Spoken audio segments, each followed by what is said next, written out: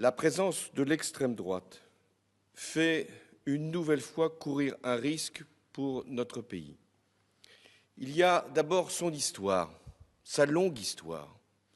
Il y a aussi ses méthodes, ses liens avec des groupes extrémistes partout en Europe.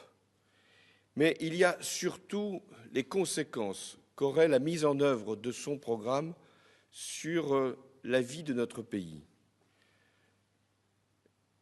Le pouvoir d'achat des Français serait directement amputé si Marine Le Pen devait l'emporter et si la France sortait de la zone euro.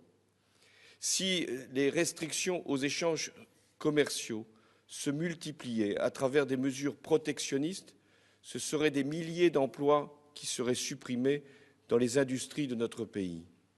Et si encore la taxation des produits venant de l'étranger venait à être introduite, alors ce serait une hausse des prix sans précédent qui frapperait les plus fragiles.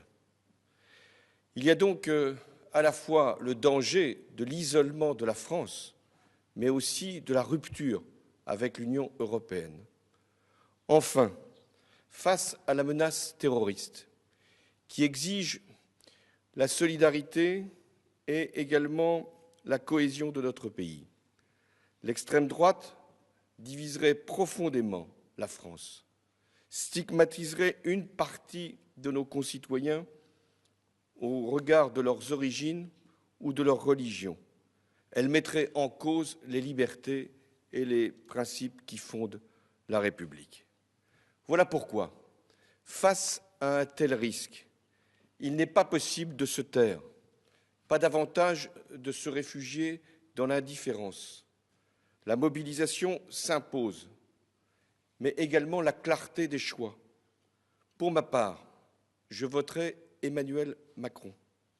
Je salue d'ailleurs toutes les personnalités et les formations politiques qui, au-delà même des réserves qu'elles peuvent avoir à l'égard de son projet, ont appelé à en faire de même.